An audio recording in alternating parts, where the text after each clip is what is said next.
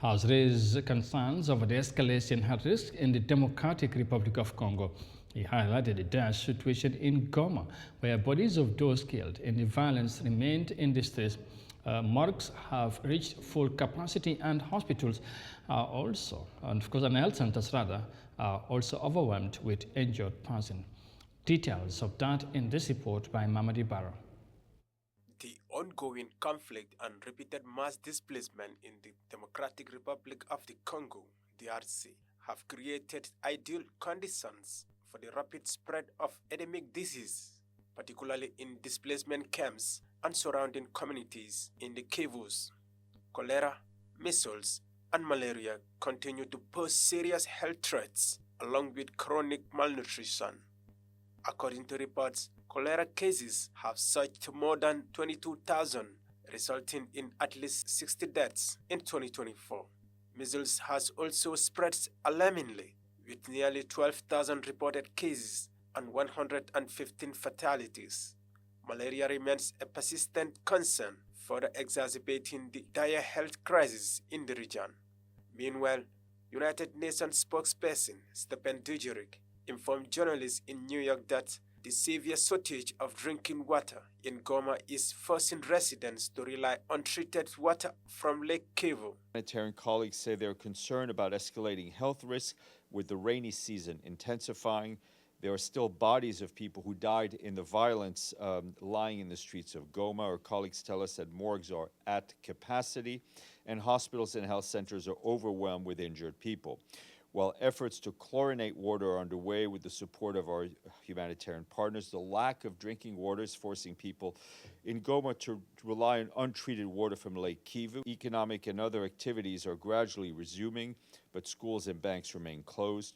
2 humanitarian organizations and government entities have had their vehicles hijacked over the weekend. 8 organizations continue to assess the impact of the looting of their warehouses as these groups try to resume the delivery of aid in and around Goma. Between Friday and Saturday, OCHA and its humanitarian partners jointly assessed displacement sites in and around Goma. Initial findings reveal that many camps have been looted, they've been destroyed and abandoned. While some people may have returned to their communities or sought refuge elsewhere, many people still lack adequate shelter and access to basic services. Dujarric also emphasized the World Food Programme's effort to pre-process supplies and its readiness to resume operations as soon as conditions permit. The World Food Programme is telling us that they're actively pre-positioning supplies and ready to resume their operations as soon as conditions allow.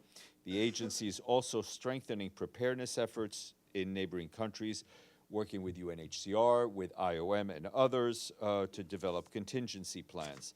Given the risk of increased displacement as we've seen it, WFP is ensuring readiness in Rwanda, in Uganda, Burundi, and Tanzania.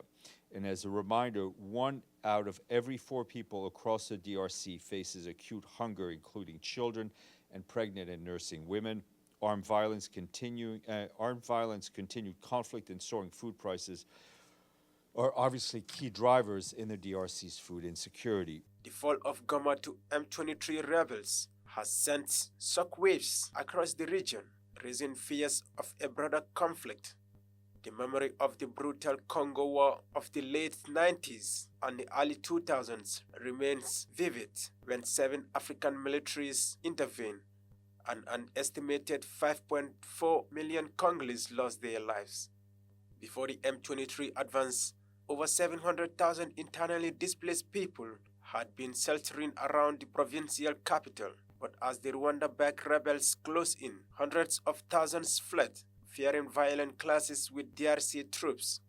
This mass displacement has sparked renewed alarm, with overcrowded and unsanitary conditions fueling the threat of deadly disease outbreaks. Reporting for Eyeafrica News, I am Mamadi Barrow.